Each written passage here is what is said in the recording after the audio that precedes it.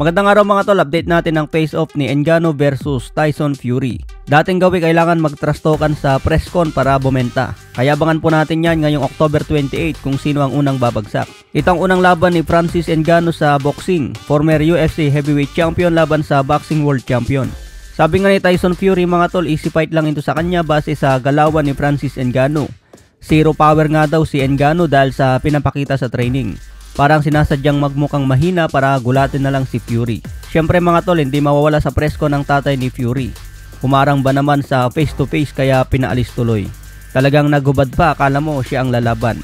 Hinahamon nga ni John Fury si Mike Tyson, sila naman daw ang maglaban sa isang exhibition. Sa ibang banda naman, WBC Super Featherweight Champion na si O'Shaquie Foster dedepensahan ang belt kontra Eduardo Hernandez. May kartadang 34 wins, 31 KOs, may isang talo, isang Meksikano. Matapos manalo si O'Shaquie Foster kontra Ray Vargas at naging WBC Super Featherweight Champion. Ito na ang unang pagbabalik ni O'Shaquie Foster at unang depensa sa titulo. Kaya abangan po natin yan ngayong October 28, ipapalabas ng DAZN. Sa ibang banda, update natin ang rematch ni Crawford versus Errol Spence. Ayon kay Derrick James na trainer ni Spence, sinabing nag-uusap pa lang ang dalawang kampo tungkol sa rematch. Hindi pa daw kasi malinaw kung 147 or 154 pounds. Sinabi ni Derrick James hindi na mahirapan ang katawan ni Spence kung 154 pounds. Pero hindi naman daw dahilan ang timbang kung bakit natalo si Spence. Mas better fighter lang umano si Crawford sa araw na yon kaya nakuha ang panalo.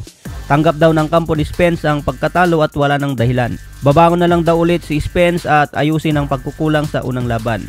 Samantala ayon naman sa kampo ni Crawford, walang kontrata si Crawford na lalaban siya sa 154 pounds. Dahil ang pinirmang kontrata sa rematch clause ay 147. Isama pa ngayon ang pagkawala ng Showtime Boxing. Maghanap pa ng bagong partner deal itong PBC Promotion. Kaya abangan po natin ang update tungkol dyan. Sa ibang banda naman, Tank Davis, sinabing mas kompleto raw ang skill niya kumpara kay Mike Tyson. Complete fighter umano si Tank Davis, isang boxer puncher, samantala si Mike Tyson isang brawler. Meron daw skill si Tank Davis na kayang mag-outbox ng kalaban. At ito ang kulang kay Mike Tyson. Ano ang masasabi niyo dyan mga tol? Mas better fighter nga ba talaga si Tank Davis kumpara kay legendary Mike Tyson?